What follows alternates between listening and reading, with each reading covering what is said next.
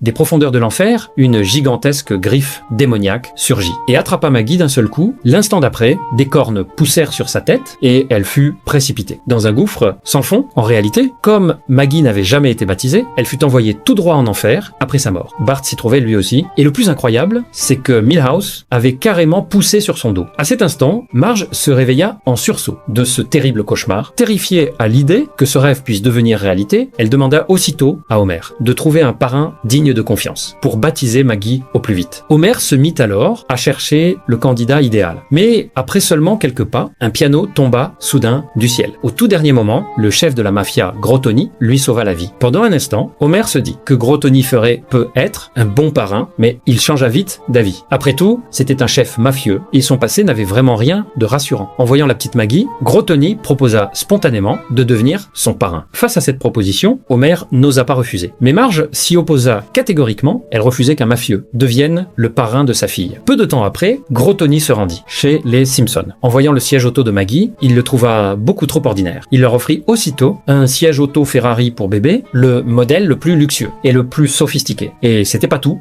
Il leur prêta également un SUV haut de gamme. Le véhicule était équipé d'un détecteur d'angle mort, d'un humidificateur intégré et même d'un GPS, qui ne prétendait jamais en savoir plus que son conducteur. Marge tomba immédiatement sous le charme de cette voiture. Malgré tout, elle refusa toujours que Gros Tony devienne le parrain de Maggie. Gros Tony insista. Il affirma qu'il pouvait aider Maggie à intégrer une maternelle prestigieuse, puis plus tard une grande université de l'Ivy League. Pour gagner du temps, Marge fit semblant d'accepter en attendant de trouver un moyen de s'en débarrasser. Peu après, la cérémonie de baptême de Maggie commença officiellement